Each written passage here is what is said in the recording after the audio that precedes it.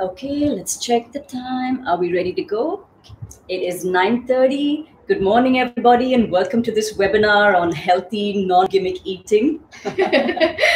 As promised, I have a special guest today, Tehzeeb Lalani. Tehzeeb is a friend, but she's a certified nutritionist from NYU. But I secretly think we both became friends because we both eat plant-based, and no one else wants to be our friend. Do you think that's what it is? Might be part of it, yeah. I'm serious. I actually had a friend who said, I don't call you home because I don't know what to cook for you. And I'm like, it's vegetables. How difficult can that be? But more and more so now, I actually find that when I go out or when I invite people home, I do offer them whatever they'd like to eat. But they're like, no, we'd like to try what you are. And that we have some pretty yummy food in the house. So now I think it's very trendy to be eating plant-based, clearly, with the documentary. Well, yes, I hope everybody's done their homework and watched the documentary, The Game Changers. If you have any questions, go ahead and start putting them into the chat. We'll answer them one by one. But while that happens, I do have some questions for you, Tehzeeb. So if we can begin, let's start at the beginning. Why has eating gotten so complicated? Why are we so tyrannized by our food these days? Why all these fads? Yeah. So I think that there's a couple of things. One is that nutrition science is, the research is constantly evolving and changing. So in a way, I think that's good that we're constantly finding new things to do or to learn about. And we're trying to tweak how we eat as per that. That's one of the things.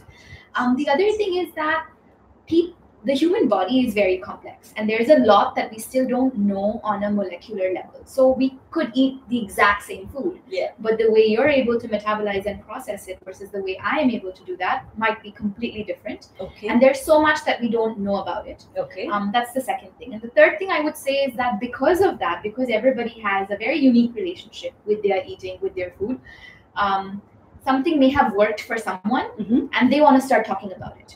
And they might not necessarily be credentialed, qualified, but they have a great story that they want to share with the world. Yeah, I got thin and I got fit. Yeah, and exactly this is like what me. I did. Exactly, Yeah, and this worked for me, and now this is just what everybody should do. And that might not work. So I think between nutrition research and the credentialed professionals and the people who've gone through a journey, and everyone's saying something different. Absolutely. So it's very hard then to figure out which one would be applicable to you and which one you should follow. So I think for the end user or the consumer, you're left feeling very conflicted and confused. Yeah, absolutely. I mean, half of social media and the media, in fact, newspapers have got things about, eat this today, eat that today. And okay, so you mentioned that there's a lot that we don't know. What do we know about good eating? What are the basics? I think that's a great question. And I think that we ought to do what we do know is not going to change. So I don't think anybody debates on the fact that fruits are healthy or good for you. I don't think anybody is arguing about the fact that processed foods are bad for you. I don't think anybody's arguing that exercise is not good for you. So, these are things that we do know. You can eat your fruits, you can eat real foods that are not processed, and you can exercise. And these things will be good for you. So I think that it's good to stick to what we do know is fact. That is an extremely disappointing answer. It's not going to make hashtag headlines. It's not glamorous, and it's not. I wish I could say that, I'm going to give you this one food and you eat it, and miraculously all of your problems are going to go away. All of your weight is going to go away. Yeah. But that pitch really works very well for the industry that's selling that food. So if I'm selling green tea, then of course I'm going to tell the consumer that this green tea is the best green tea in the world, and it's going to make you achieve nirvana. But unfortunately, that's very, very far from the truth. It's not going to, nirvana doesn't come in a box. It doesn't. So if we have to think about, we know the basics, everybody knows it at the back of their minds. This is how most of us have grown up before, QSRs and big brands came into India particularly. Yeah. But I'll give you a couple of scenarios now. Say I'm trying to lose weight. I work out maybe 2-3 days, go for a walk or whatever. What are the broad outlines of what I should be eating? That's one scenario. Yeah, I think I'm unfortunately going to have another sort of non-glamorous answer for you, but I'm going to go for it. So to be able to lose weight, and I work with a lot of people every day who are trying to lose weight, you have to figure out what is it that got you to gain weight in the first place. And when we say gain weight, we're talking about, people usually refer to fat, right? And then there's different kinds of fat. So there is one fat that your body is used by your body to protect you. That's the subcutaneous fat. You want that. That's not bad. Yes. Then there is the adipose fat, which is the bad fat, which is the one that makes you feel flabby, or like the one that we want to pinch and absolutely have some apps on social media that make it go away. I don't know, all sorts of things. So that is the one that you do not want. Now, why have you put that adipose fat on in your body might really vary. So for example, you might have gained weight because you are working 12 hours a day and you have a job that's sitting, and we're sitting at your desk all day. I may have gained weight because I'm emotionally eating, because I'm going through something in my life. So first, it's very important to understand what are the problematic behaviors in your life because of which you have gained the weight, and then you work on those. And that might look different for different people. Okay. So the self-awareness, or being able to see a professional to understand what's happened, is very important. And in this, how damning are your genes and any medical conditions, or like how much of a percentage does that play? Yeah, so I think your genes, your hormones, these are the two things people love blaming when things don't happen. Yes. Oh yeah, I'm just genetically cursed, and my hormones are just, that's just how they are. But so genetics is a different story. So there is a lot does get determined by genetics, and nutrigenomics is a very up and coming field. Again, we really don't know much about it. So by the time, I would say in the next maybe 3 or 4 decades, I might be able to look at your genetic profile and be like, okay, this is exactly what you should eat to be able to be at your optimal body weight. But we're very, very far away from that yet. But even with, that's something we don't know. But even with what we do know, there's a lot that we can do. And hormones are completely lifestyle based. So if the minute you're able to fix your lifestyle, whatever that looks like for you, your hormones start functioning better and correctly, and then that will help you get healthier, get fitter, lose the bad fat from your body. Wow. Yeah. Wow. I think we don't realize that. We just take like a condition like PCOD or thyroid as like a given, and then now we have to live with it. But recently there's been studies that show that even type 2 diabetes is completely reversible with absolutely. So these are all, these are all lifestyle diseases, and I love calling them that. And that basically just means the minute you change your lifestyle, all of it just will get reversed. But I think we like kind of victimizing ourselves a little bit and being like, oh, I have this disease, no, I have to have. And it's also, I think, with the health industry, it's sold to you a little bit like that. You're told, oh, you have to be on these medications for the rest of your life. And that might not be the case. If you clean up your lifestyle, you might actually be able to get off of these medications or lower the dosage of your medications. Absolutely.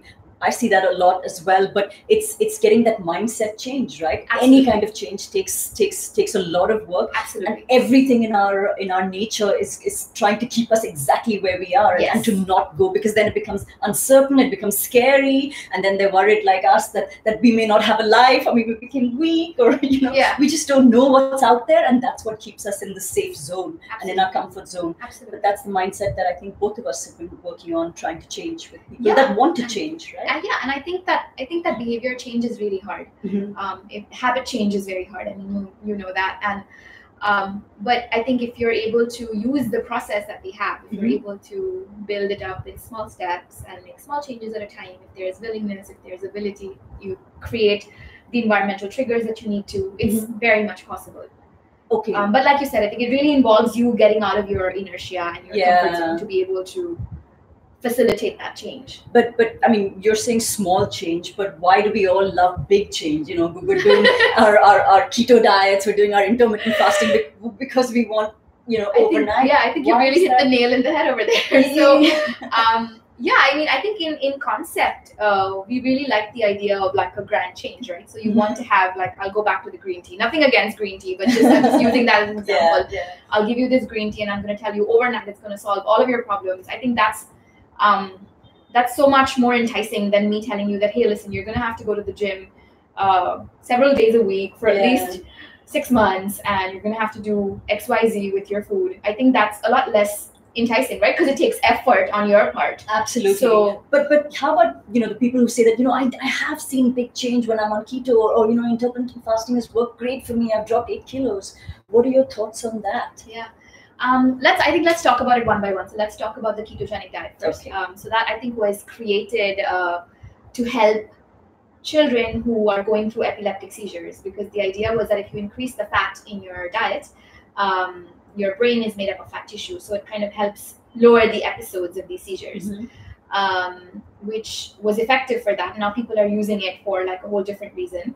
I will say a couple of things. One, I will say that for your body to go in a state of ketosis is very difficult. So it's not, you might not necessarily just be in a state of ketosis either, even if you think you are.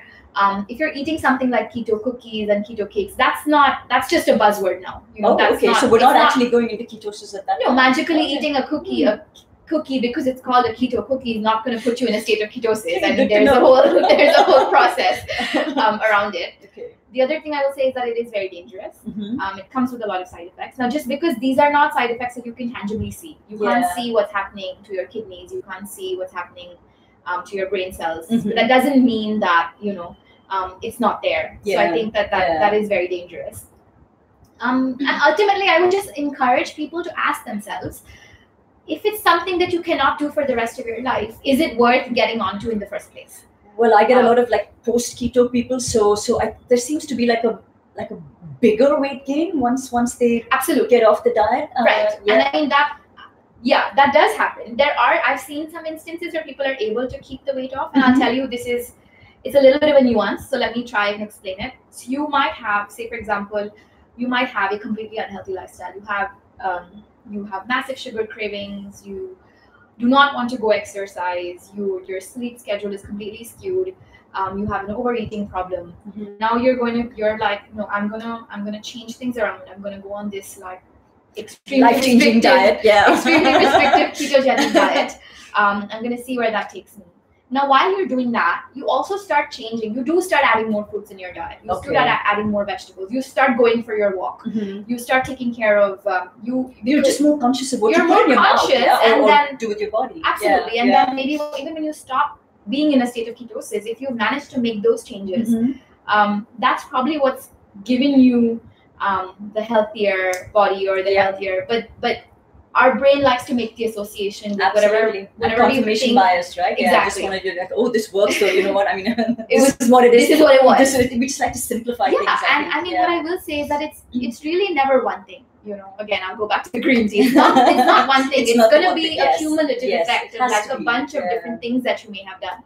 But and then what about intermittent fasting? Everyone's like, oh, it's natural, it's what our body's supposed to do, and you know, and we feel so great doing it. I would ask the same question. So I would ask, is it something that you can sustain for the rest of your life? If the answer is no, it's not worth getting onto in the first place. Yeah. The other thing I will say is that, you know, I think the jury is still out. There's a lot of research that has good things to say about it, but at the same time, I think that, you know, the problem that we're facing today is that we've become over consumers of everything, you know, including food. Yeah. And intermittent fasting is challenging that, and it's kind of asking you to only consume 2 times a day. Now, even if you do that, and if you are adding a couple of snacks in a day or adding 1 extra meal, I think the idea is that, you know, we just need to do something extreme to feel like we've done something right. Yeah. If I tell you that it's really very simple, it's just eat your 3 meals and eat your fruits and do your exercise and get your sleep. And don't be stressed out. And that's really it. That's all there is.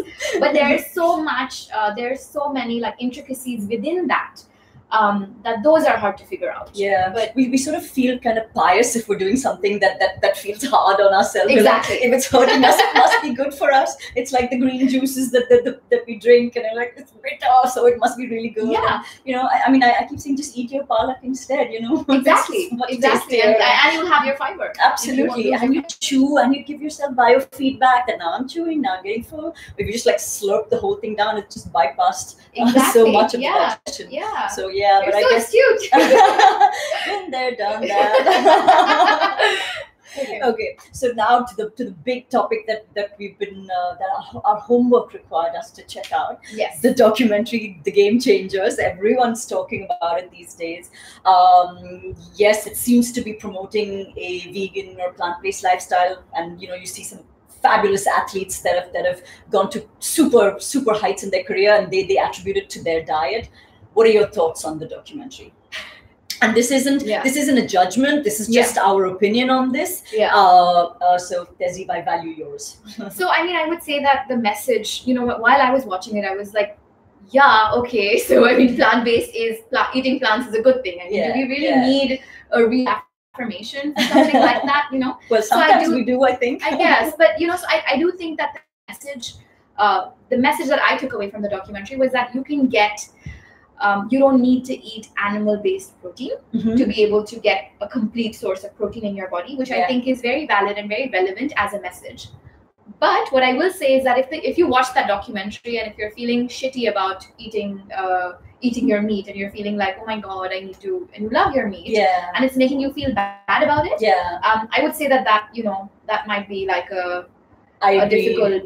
We put so much guilt on ourselves, and it's just going to add more stress to your life. Exactly. It's the same with intermittent fasting as well. The thing I'd say is that, if it's going to get in the way of your working out in the morning because you're so damn hungry, or if it's going to make you feel really low on energy, I mean, have this knowledge, but do the next best thing. That if living consciously is important to you, reduce the amount of meat that you're eating. Right? Absolutely. Absolutely. So I think that again, I'll go back to, so there's nutrition science, and then there's the environment that I was talking about. So we know very clearly that if you are trying to eat sustainably, and if you're trying to eat in a way where you're able to lower the carbon footprint that you have on the planet, yes, giving up meat is the way to go. But it's not necessary that if you give up meat, it's healthier for you. And I think that again, it comes down to the fact that everyone has a very different body biochemistry, very different.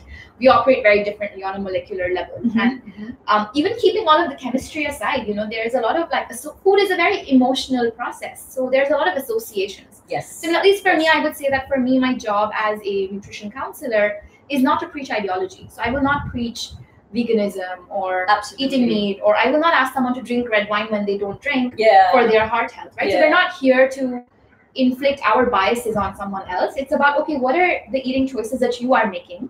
And within that, how can I help you get healthier? That's the goal. And I think that that's the message people need to take away, that it's not, eating is not one way or the other to be healthy. It really depends on you and your lifestyle and on the choices that you make.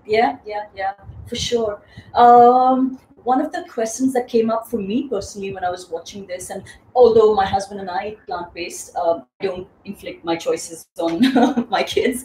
What are your thoughts about children being raised on a vegetarian or a vegan diet? How healthy is that? So again, I would say that it's personal choice. If the question is, will they be able to get all of their nutrients by being on a vegan or a vegetarian diet? The answer is yes. But my counter question to that would be, are they eating French fries? Or are they eating vegetables? Because vegetarian diets and vegan diets can also be very unhealthy, and so can animal-based diets. We have some vegetarian communities in the country that are probably the most unfit, right? There we go, exactly. I mean, it's not necessarily about what choice you're making. It's about what are the sub-choices you're making within that, if that makes sense. That makes sense. I think the other mistake that we make is that we've really reduced the variety that we have. I mean, in terms of grains, in terms of vegetables, fruit, we eat the same 2, 3, 4, 5, and that also then reinforces the idea that, vegetarian food is so boring. One thing that I do is, when we go to the market, I'm like, just pick up anything that you see, even if we don't know the name of it, we'll pick it up. We don't even know which part of it is edible. This is vegetables I'm talking about, and we just try something new. We often ask even the vegetable seller, like, what do we do with this? And that's how we're discovering more and more. And I'm so happy that there are biologists in different parts of the country that are growing more and more of our old vegetables and cereals that sort of went out of hot rotation. Absolutely. So I think this is what I advise even to my patients and clients, that every week you need to try one new vegetable or one new fruit. What a lovely idea. And again, you have to do it without feeling the pressure to enjoy that vegetable. So there might be one of 3 reactions. Okay? You might be completely disgusted by it, in which case it's fine, don't buy it again for another 8 weeks. Maybe the 9th week you try again. That's true, right? Because what you find abhorrent at the start, sometimes your taste buds will be different a few weeks later. Because vegetables are an acquired taste, right? So you have to acquire the taste of it. It's not something that you're born with. Yeah, you're that born means understanding. if you disliked bitter gourd Karela as a kid, give it a chance again. Exactly. Yeah. So that's one reaction. You can be completely disgusted by it. The other reaction could be you might feel okay about it, in which case that's great. You know? Yeah. Or you might love it, in which case now you have one additional thing that you've added into your diet, your nutrient profile, and you have been able to build. Wonderful.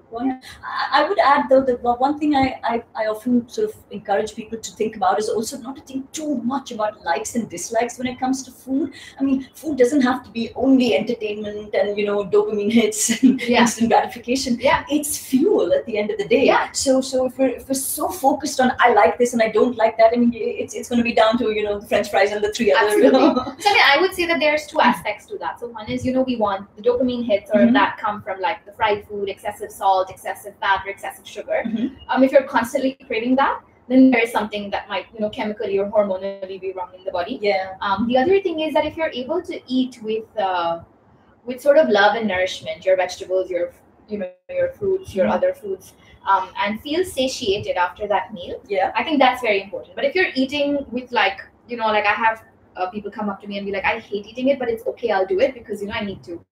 That's again, it's not going to get really digested if you're going to be like, oh, I hate this food, but I need to eat it, and my body needs it. It's the same that I say, when you're mindful eating, if you eat when you're angry or you're completely distracted, your sympathetic nervous system is activated. So that's the exact opposite of rest and digest, right? Exactly. So how are you possibly going to assimilate all of the nutrients that your food is offering you?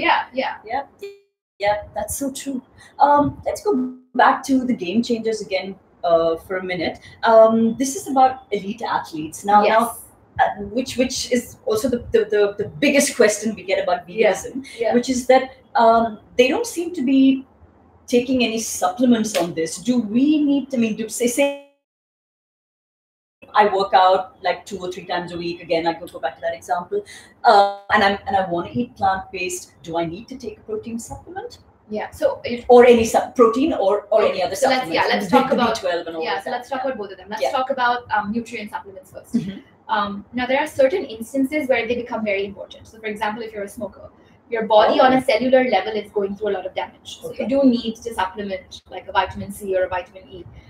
If you are working out, depending on the intensity of your workout, you might need a supplement after your exercise, again, because your body is going through a cellular level damage. That is what exercise does, and then it builds like new cells after that, right? So you might need a supplement. If you live in Bombay and you're using the train every day, you're inhaling a lot of pollution and there's a lot of like stress in your commute, you might need a supplement. But again, it's not a blanket recommendation. It's a very case by case.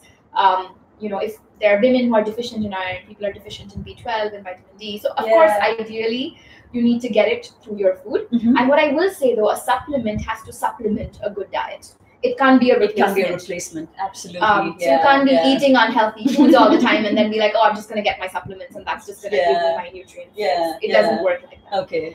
Which is why they also recommend you have it after one of your more wholesome meals of the day. So if you're having a meal which has a lot of B12 in it, right after that, if you have a B12 supplement, it'll get much better absorbed by your body. Okay, that's good to know. So that's so that's supplements. Yeah. And then protein. I think one of the problems with the protein shake industry is that they've done all of their marketing around like these huge bodybuilders. So I don't think like normal or common people understand that they might even be, it might be useful for them too. So what I will say is that even if you're not working out and if you're having a small amount of a protein powder, like half a scoop, which is about 7 grams of protein, it'll be useful for you. Again, if you feel apprehensive about having a protein powder, then that's a different story. Then we can work with you to have protein from other sources.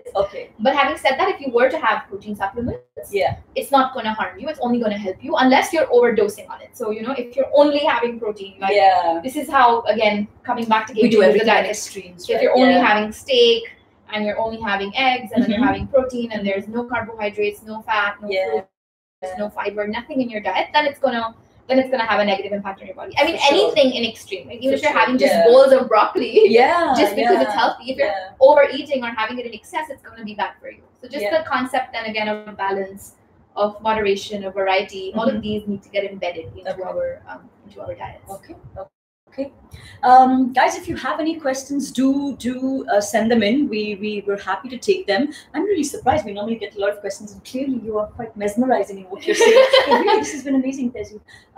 Let me also then ask you about daily hacks. Now, for example, can I sense for myself that I'm doing okay, or do I need to take like a blood test? Do I need to go see a dietitian for me to know that I'm on track? Yeah, I think that's a really good question. So I think that if there is something wrong, you will know, and there will be signs and symptoms that will kind of allude to, oh, maybe I should go get a blood test. So you might feel very low on energy. You might feel really lethargic. You might feel very drained out. You might feel the need.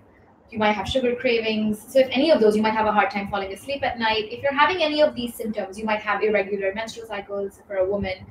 If you have any of these symptoms, then you should probably get a blood test to see what's going on. Okay. If not, I mean, usually I think after the age of 40, the recommendation is just one annual blood work every year, just to make sure everything's okay.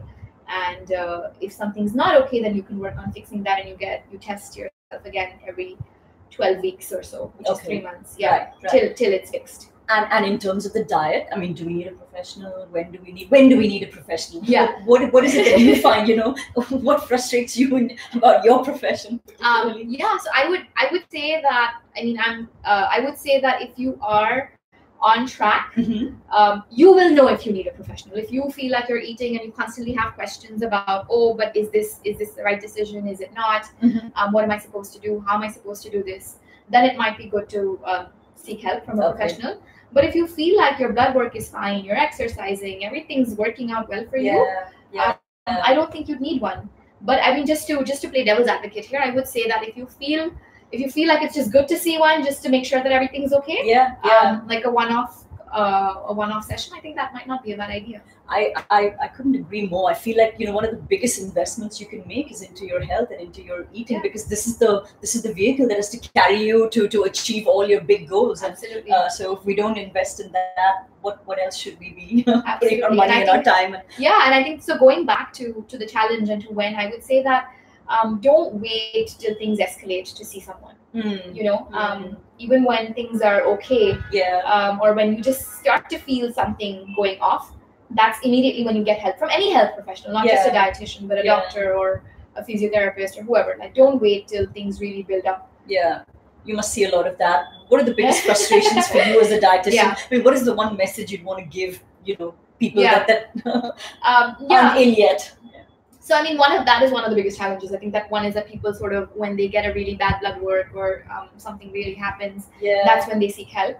That's one of the biggest challenges. The other challenge is that people want to see the change in like half a day or something, which I don't think is possible, because it's a process that takes time. So if anybody's telling you that, oh, eat this product and you're going to be fine in like 2 days, or you don't ever need to exercise, then you might have to start looking for a new professional, because I don't think their recommendation is based in some kind of a bias or some kind of a something that they're trying to promote, which might not be the correct approach. So that's another big challenge. People want to see results very immediately.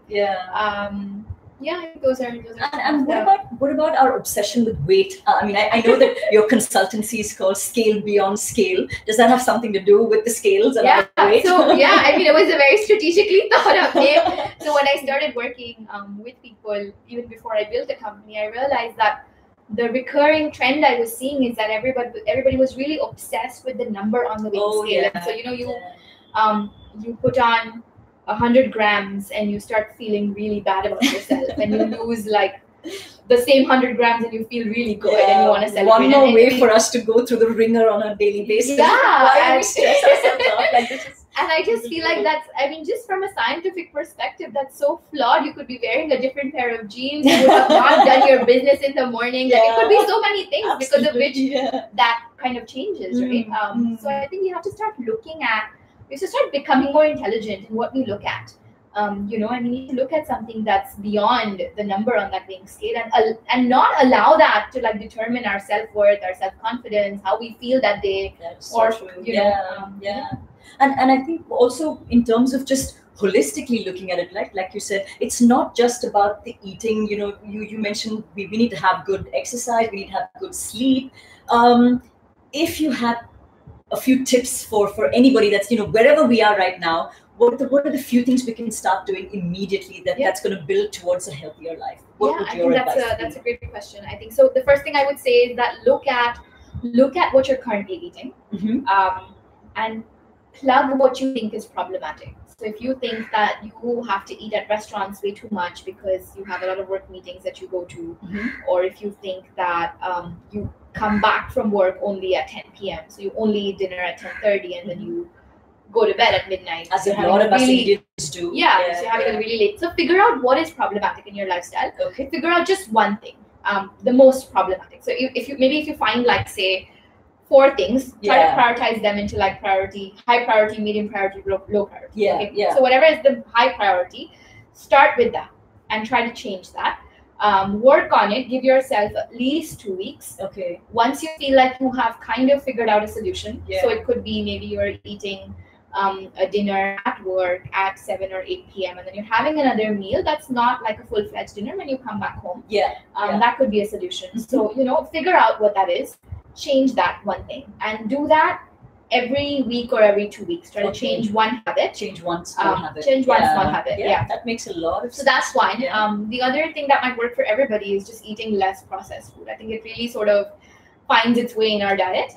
So having less of it will only be useful for you. So nothing out of a packet or a box. And everything's being sold to us as like healthy packaged food. So that's a good cue. If it's being sold as healthy, it might not be. So anything that has to, so you won't see the sabzi, the person you're buying your sabzis from selling carrots to you as healthy. Because he or she might not know that that's the positioning that you have to do. Whereas if you're finding a box like oats or something that says like, and you feel the need to have to say that listen, it's in a box, but it's healthy. That you should be a red flag. Exactly. So that's the first. So eating less processed foods, eating more fruits and vegetables. I don't think that even as vegetarians, I don't think we do that enough. That's so true. Just getting those in, what you spoke about, getting some variety into your diet. Exercising, again, that could look whatever that looks for you. So if you are someone who has never exercised in their whole life, just starting with something very simple, very small. Again, I would highly recommend, if you don't know anything about exercise, and I will include myself in this list, getting an exercise professional to help you. We talked about that. So it could mean going to a class. It could mean getting someone to come home. So figure out if you think that you have all of the resources, but you are too lazy to go to a class, then call someone home. Then you have that accountability built in. So finding a way to get your exercise in. Sleep, something you spoke about. So I don't think people really underestimate how much sleep plays a role in your digestion. So when you have not been well rested, your hunger and satiety hormones, which is leptin and ghrelin, are completely thrown off. So you feel hungry at really odd times. You don't understand when you feel full, so you end up eating a whole lot more. So it's a simple thing. I mean, I guess not simple, but it's a worthy thing to change in your life, to find time for sleep or to have good quality sleep. And it's going to feel a lot better than starving yourself on a diet to actually get a good night's sleep. I mean, I think it kind of all works together. So you might not be well fed, and because of it you're not well rested. I mean, how many of us have tried to fall asleep and are so hungry, so we've had to go get up and raid a fridge at midnight and we eat something and then fall asleep. Absolutely. And then that's when we pick the crap, right? Because you've created that calorie deficit. So now your body is craving something that is high calorie to fill up that deficit very quickly. The body is very intelligent. So and stress, I think that would be the last big thing, right, for us So I mean, I would say ideally, I think we should all just move to the mountains and meditate and not have a day job. But like, stress is part and parcel of everybody's life. There's nothing we can do about it. But what we can do is how we react to our stress. I think and I think you might be the better person to talk about it. So I think true living is navigating the world, not withdrawing from it, but to navigate it with equanimity. So I think with more people like you in this profession, people will truly look beyond the scale. Can you tell our viewers how they can reach you? And so want to know more. So Instagram handle is Scale Beyond Scale, and so is the Facebook page.